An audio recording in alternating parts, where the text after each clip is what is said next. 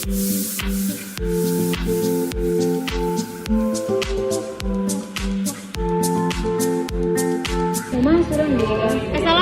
warahmatullahi wabarakatuh. Salam sejahtera bagi kita semua. Shalom. Di video kali ini saya dan teman-teman saya akan menjelaskan penjelasan tentang Kerajaan Tarumanegara.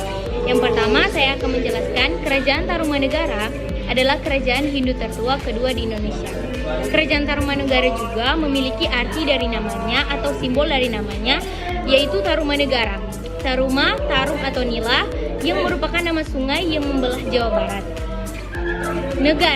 Negara adalah kerajaan atau negara. Keberadaan Tarumanegara juga diperkuat oleh berita Tiongkok yang pernah menyebutkan kerajaan Solomo atau Tarumanegara. Kerajaan Tarumanegara pernah mengirimkan utusan mereka ke Tiongkok pada tahun 528, 538, 665, dan 666 Masehi untuk kunjungan persahabatan. Kabar lainnya datang dari Gunawarman, seorang pendeta dari Kashmir yang mengatakan bahwa agama yang dianut rakyat Taruma adalah agama ini.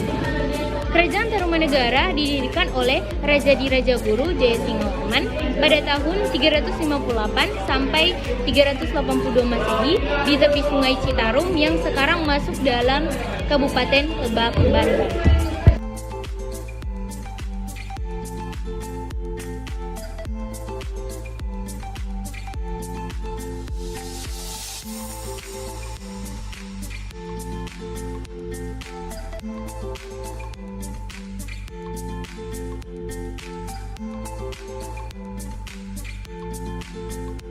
Tarumanegara juga tidak hanya memiliki Raja Singawarman, tetapi ada pengganti raja-raja yang menggantikan Raja Jayasingawarman, yaitu Raja pertama Purnawarman 395 sampai 434 Masehi.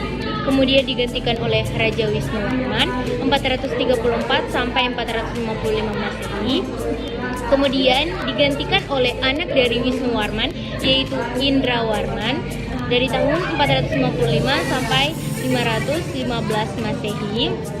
Kemudian ganti ke Candrawarman, yaitu 515 sampai 535 Masehi. Kemudian digantikan oleh anak dari Candrawarman, yaitu Suryawarman dari tahun 535 sampai 561 Masehi.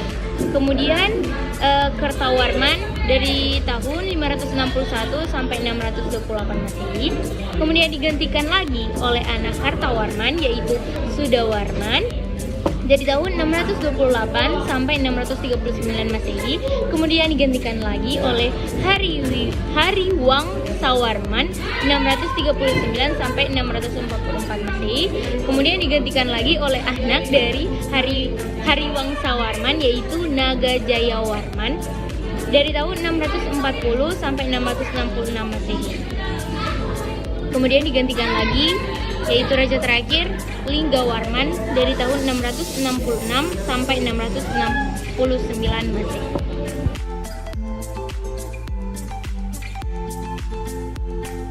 Selanjutnya, raja dari kerajaan Tarumanegara yaitu Jayasingawarman. Jayasingawarman adalah seorang Maharishi atau pendeta yang mulia dari India, tepatnya dari daerah Salangkayana.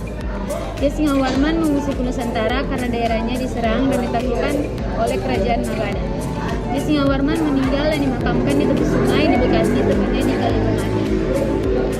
Tata kerajaannya digantikan oleh putranya yang bernama Dharmayawarman pada tahun 382 sampai 395 Masehi.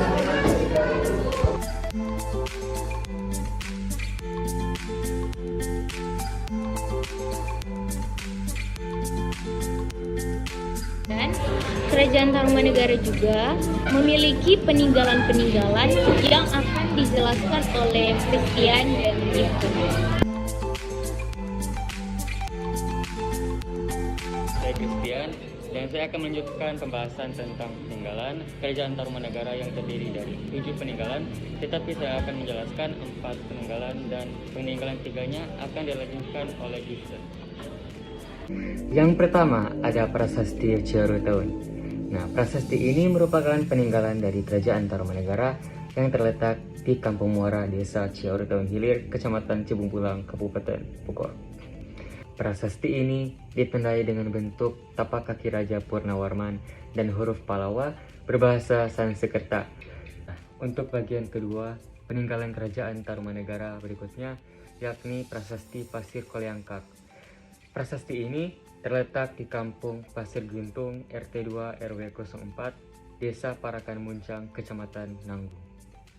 Melansir dari laman resmi Dinas Pariwisata dan Kebudayaan Provinsi Jawa Barat, Prasasti Pasir Koleangkak pertama kali ditemukan dan dilaporkan oleh Jonathan Drake pada tahun 1854. Selanjutnya untuk bagian ketiga, peninggalan kerajaan Tarumanegara yaitu Prasasti Kebun Kopi. Tahun 1863, tuan tanah kebun kopi yang bernama Jonathan Drake menemukannya di dekat daerah Witenzo yang kini disebut dengan Bogor melansir dari laman resmi Kecamatan Cibung Bulang. Kala itu, dilakukan penebangan hutan untuk lahan perkebunan kopi. Dari sanalah nama prasasti ini bermula. Selain itu, prasasti kebun kopi juga disebut dengan prasasti tapak gajah, sebab seperti ada jejak sebesar tapak gajah di permukaannya. Prasasti kebun kopi ini terletak di Kampung Muara, termasuk wilayah desa Ciaur Taung Ilir, Cibung Bulang, Bogor, menggunakan aksara Pallawa berbahasa Sanskerta. Untuk bagian yang keempat, peninggalan kerajaan Tarumanegara yang menorehkan tulisan terbanyak adalah Prasasti Tugu. Di sisi lain, yang disayangkan prasasti ini tidak menuliskan keterangan tahun kapan prasasti ini dibuat. Yang kelima, Prasasti Pasir. Peninggalan kerajaan Tarumanegara yang satu ini memiliki lokasi yang berbeda dibandingkan 6 prasasti lainnya yang berada di daerah aliran sungai, sedangkan Prasasti Pasir Awi berada di daerah perbukitan.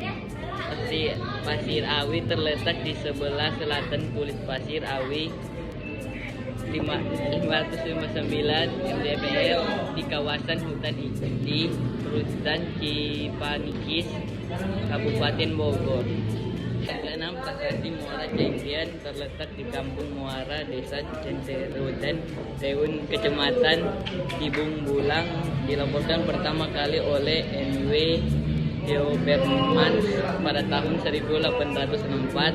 Peninggalan kerajaan Tarumanegara terakhir yang berupa prasasti yaitu Prasasti Cidang-Iyang, prasasti yang memiliki nama lain Prasasti Mundul.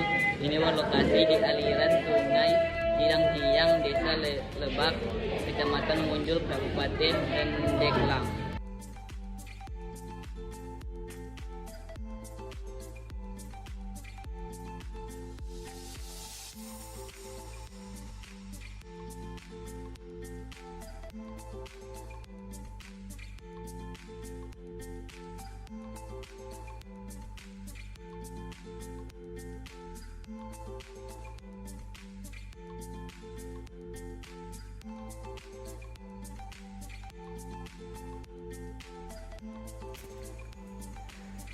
Sekian dari penjelasan kami dari pengertian sampai ke ciri-ciri peninggalan dari kerajaan Tarumanegara. Mohon maaf jika ada beberapa kesalahan kata yang kami buat dalam video ini. Terima kasih sudah menonton dan menyimak video ini. Kami dari kelompok 1 Sejarah Indonesia. Terima kasih.